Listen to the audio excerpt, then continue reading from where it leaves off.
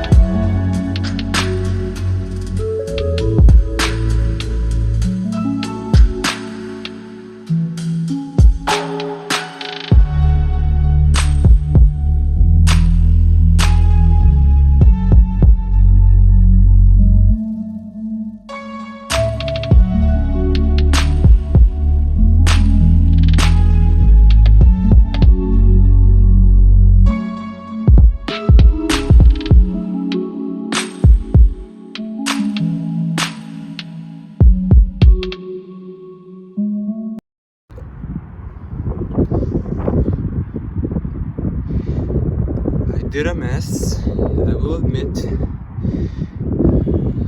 This wasn't in. It came out when I took off the head. But this gasket seems alright. That's not good. That's not supposed to be there. This was in here.